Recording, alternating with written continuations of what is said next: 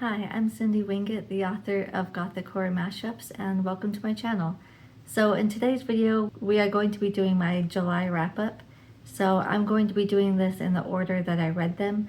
I was able to read all 6 books that were on my TBR, so yay, go me. I'm actually pretty proud of myself for even reading that much this month because I have a book coming out in October and I needed to do some beta reading. But a lot of times if you beta read with other authors, they want to switch. So I had to beta read someone else's manuscript, and then my friend just finished her book and I always beta read her stuff for her. I'm trying to edit my own book, and so it's been a lot. I've been extremely busy, so the fact that I was even able to read these 6 books was amazing. So starting out with These Fleeting Shadows by Kate Alice Marshall. This is a YA horror novel about this girl who goes back to her mother's ancestral home after the death of her grandfather because apparently she has inherited everything. And so like most inheritance type books, the family's mad and angry and upset about this, and they don't think she deserves to have the house and to have the money. But it is stipulated in the will that in order to get his money, she needs to stay in the house, which is called Harrow House, for 1 year. If she can stay for 1 year, then she can get his millions of dollars. Otherwise, she gets nothing. So, she's thinking, well, that's easy. Just stay in this mansion for a year, no problem.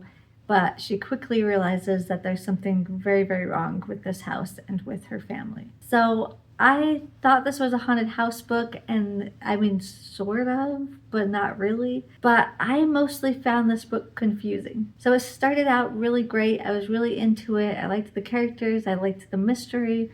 But it just got increasingly and increasingly more and more confusing. And by the time we were halfway in, I thought we'd maybe have a little bit of answers, a little bit of reveals, at least like a breadcrumb or something. But no, she gives you absolutely no idea what's going on. So you're still just as confused 200 pages in as you were at the beginning. And it was starting to feel very repetitive because it's like something would happen and then they would talk about it, and so they would happen and they would talk about it, and the stuff they would talk about was only slightly different than the last conversation they had, so it was starting to become repetitive. But there was one scene in particular that was very creepy and very descriptive and kind of gave me the heebie-jeebies. It kind of reminded me, if you've played the game Zelda, I think it's Ocarina of Time, where you have those creepy things that will jump on your back and you have to try and get them off and they make that creepy noise. That's what it reminded me of. So if you played that game, I hope you know what I'm talking about. But that was a great scene. It was very creepy and very well written. But for the most part, I can't say that I loved this book. I mean, when you do finally find out what's going on at the end, it's not something I ever could have predicted, which, was usually good, but usually I like to get little breadcrumbs along the way so that I can try and piece it together. But this really didn't give you any way to even guess about what was going on, really. So, yeah, I don't know. It just wasn't quite what I was expecting or what I wanted it to be. It's like a lot was happening and it was fast-paced, but simultaneously nothing was happening. So it was just kind of weird in that sense. After reading the author's note, I discovered that this is a retelling of The Great God Pan, which is a book I'd never heard of or read, but I saw some reviews that said if you are familiar with that story, then this book makes a lot more sense. So maybe that's why I was so confused. But I've seen Pan's Labyrinth, but I don't think that's the same. So if you have read or seen that book or short story or whatever it is, then maybe you would enjoy this book more than I did. So I want to be generous and give it a 3, but honestly it's probably more like a 2. Yeah, I don't think it deserves to have a 3 because I just really didn't enjoy the latter half of this book at all. So yeah, bummer. 2 stars. And then next I read The Lighthouse by Alex Bell, and I really loved Frozen Charlotte and Charlotte Says by this author, and so I really wanted to pick up something else by her. So this is another YA horror book, but it takes place on this island that has this single lighthouse on it, and that's pretty much all there is there, except for these little stone houses that hunters use to shoot birds, because as you can see on the cover, the island is full of these big birds, and I don't remember what type of bird it is. I don't even know if it's a real bird or a made-up bird, but they seem to all congregate just on this little island, and so it's just full of these birds. And the description of this island was phenomenal. I thought the author did a really good job at that. And if you want a creepy ghost story, this will deliver. I thought it was very well done. I thought it was very good. I didn't love it quite the way that I loved Frozen Charlotte, but at the same time, as far as ghost stories go, this is exactly what I wanted. This is everything that I was hoping to get from this book. So I really enjoyed this one. I would give it 4 stars. And then I read At the Bottom of the Garden by Camilla Bruce. And I've heard a lot of mixed things about this, but I've mostly heard bad things about it. So I was really nervous going into it, but the premise just sounded so good because it's about these sisters that get taken in by their aunt, and after their parents die, but the aunt apparently has been hiding bodies in her garden, and one of the little girls can see ghosts, and so she can see, something at the bottom of the garden that shouldn't be there. And so the aunt's trying to keep it the secret from her nieces. But I thought this was fun. I thought it was really good. It was nothing like I thought it was going to be. I thought this was supposed to be a gothic, atmospheric ghost story, but it's not. It's a lot more lighthearted than that. I mean, don't get me wrong, it's still dark, it's still depressing and all that, but I don't know, it just had more of a lighthearted feel to it, almost like watching Annie or Matilda, where you have these despicable adults doing despicable things, but it's a little more lighthearted, like the aunt who's the villain of the story, she seemed more like a Mrs. Hannigan type character. It was fun in the sense that I don't think it was supposed to be like super, super serious, but yeah, like I said, it was nothing like I thought it was going to be, but I actually thought it was a good time and I enjoyed reading it, and I would probably give this 4 stars.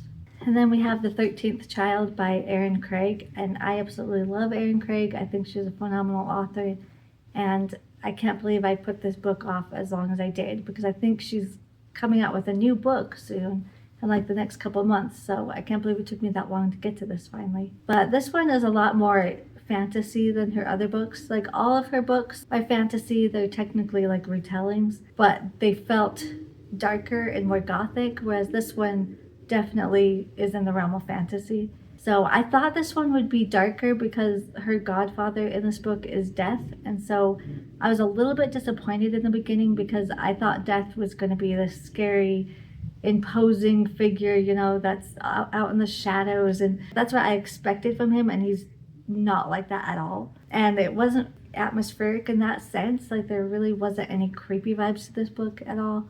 So I was a little disappointed at first, but when I got into the story, I just enjoyed it for what it was. So we have this girl who is the 13th child, and because that's a lot of mouths to feed, the parents are like, well, we need to get rid of this 13th child. We just cannot afford to have another kid. They're already poor and starving as it is. And so there's 3 gods in this world. So you have Death, and then you have Calamity and Felicity, and they're like a dual god, so like they're together, like in one body. And then I can't remember the other god's name. She didn't really play a whole big part, really. I don't know. But there's another god, and she is supposedly like the head god, but she's kind of more in the background, takes a back seat to the other gods. So anyway, it's not important.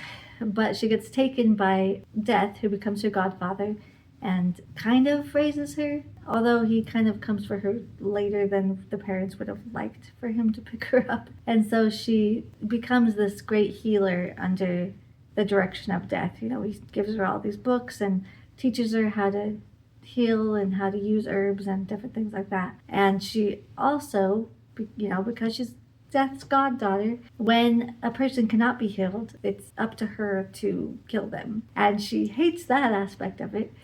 So anyways, I thought this was really fun. I thought it was really good. I thought the story was intriguing, and I liked the characters.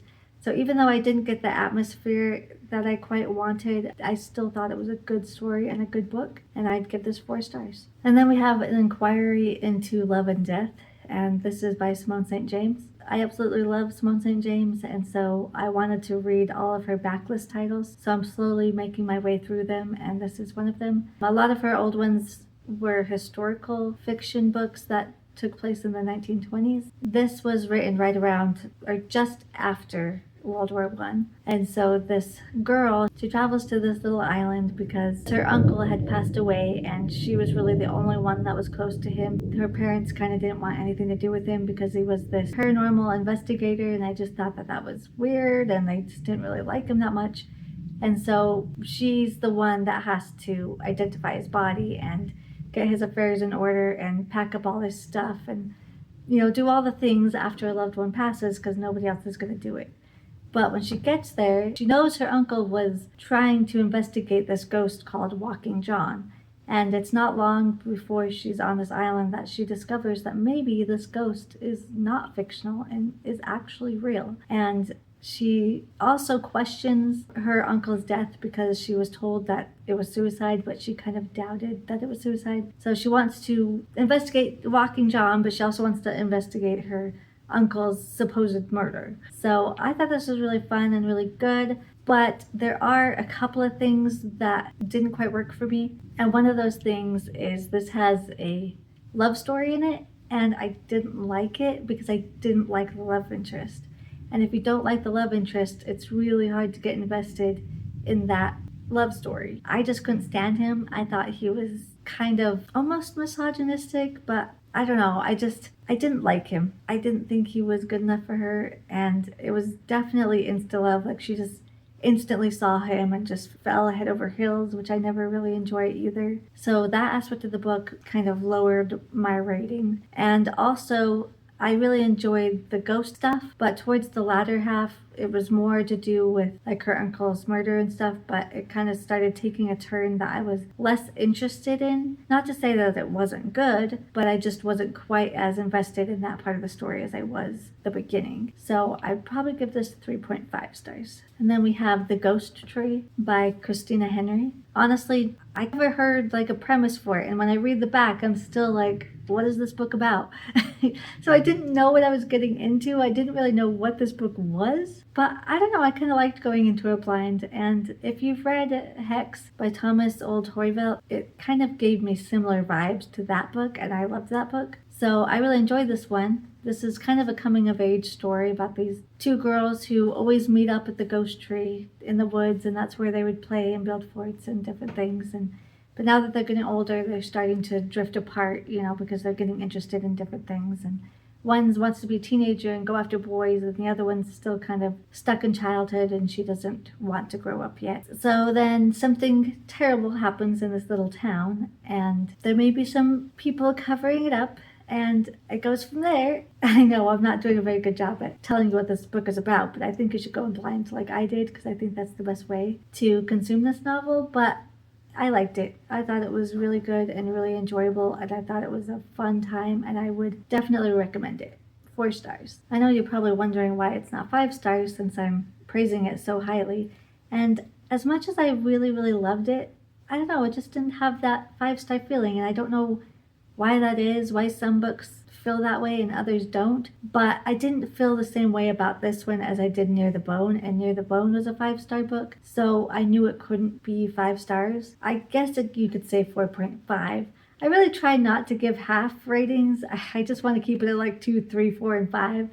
But inevitably, I have to give a half-star rating, so I guess 4.5. And then I also had a couple of NetGalley arcs that I read this month. So the first one is No Rest for the Wicked. And I say arc that I read this month, but I actually DNF'd this one. I just could not get into it. I made it 20% in, and I was just done. Because every time I'd read it, I would fall asleep, or I'd be reading it and I'd be like, I don't know who these people are or what's going on. And then I'd kind of get invested, like a little bit, like I would start talking about Halloween or something, and I'm like, ooh, I love Halloween, But outside of that, I just couldn't get invested, and I thought it was a me problem. But then I would start another book, and I would be fine with that one. And then I'd go back to this one and have the same problems. So I don't think it was a me problem, but I can't 100% say that because I do tend to read ebooks just before going to bed, so I could have just been extra tired the week I tried to read it. I don't know. Take that as you will, but for me, I just couldn't get into it, and I didn't want to waste my time on it, so I DNF'd it. I don't even really know what it's about, except for I think this girl, she goes back to like a family reunion or something, but then her dad ends up being murdered. And then I know it's like a town where they really, really love Halloween and she hates Halloween. And that's pretty much all I remember from that book. I love the cover though with the cute little kitties, and I love books about Halloween, but I don't know, I just couldn't do it for whatever reason. So then I had another NetGalley arc called The Austen Affair, and I loved this one. I thought it was so good. This would definitely be a 5-star read for me, if not for 2 reasons. And the first one is because this is an enemies to lover trope, which I love. That's my favorite. But I feel like, actually, in order to explain this part, I need to tell you what this book is about first. So this is a time travel book. We have our main character, and she and her co-star are doing a adaptation of Northanger Abbey, and they have very different acting methods, and they don't agree with each other. And, they kind of butt heads a lot. But then one day they're on set and they get electrocuted and they get transported 200 years into the past during Jane Austen's time. And I thought it was so fun and just so good. But, she hates him in the modern world. But then it was almost like as soon as they time traveled, she almost immediately started talking about how hot he was and look how cute his butt is in those little breeches or whatever, She just immediately started to like him. And I think the author tried to show that she didn't actually hate him to begin with. She was just frustrated with him. But I don't know, it seemed a little too fast to me. I wish it would have kept the angst just a little bit longer and been more organic when she started to like him than just, oh, I'm here in old times and now I love him, like, I don't know. It just didn't quite work for me.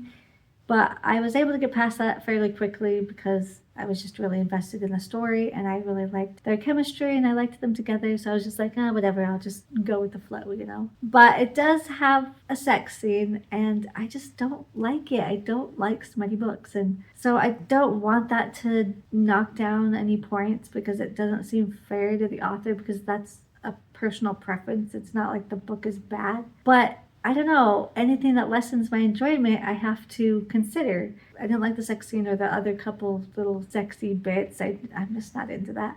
And I was hoping because it was like a Regency era type book, I was hoping that it wouldn't have anything like that.